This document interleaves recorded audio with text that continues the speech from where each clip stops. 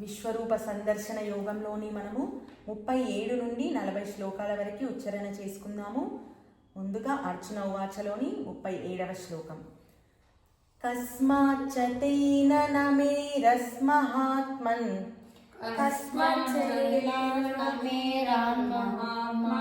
కస్మాచ్చ తేన నమేరన్మహాత్మన్ గరీయసే బ్రహ్మణోప్యాదికర్తే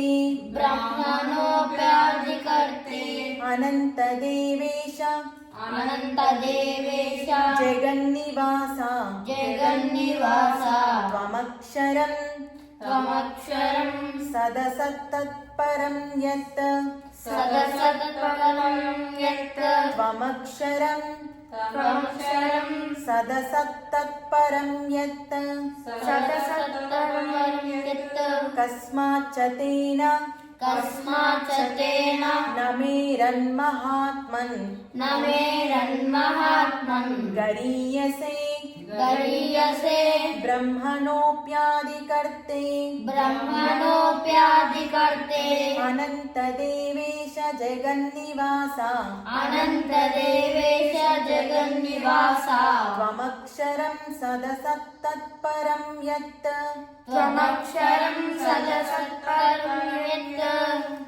త్వమక్షరం సదసత్తత్పరం యత్ 38వ శ్లోకము. త్వమాదిదేవ పురుష పురాణ త్వమస్య విశ్వస్య పరం నిధానం వేత్తాసి వేద్యం చ పరం చ ధామ త్వయా తతం విశ్వమనంతరూప 39వ శ్లోకం. వాయుర్యమోగ్నిర్వరుణ శశాంకః ప్రజాపతిస్త్వం ప్రపితామహశ్చ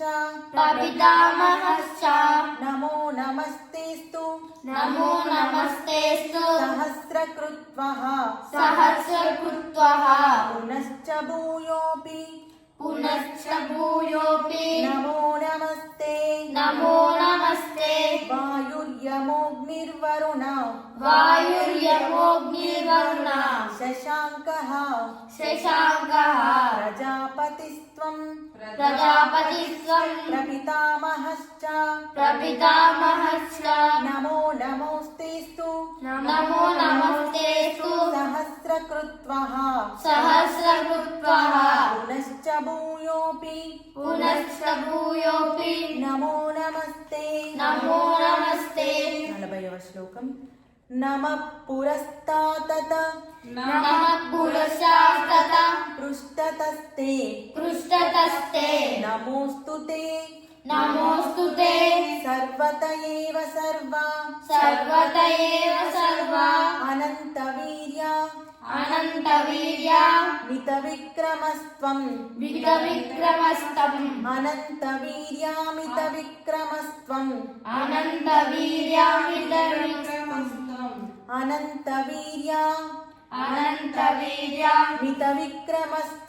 మిత విక్రమస్త్వం సర్వం సమాప్నోషి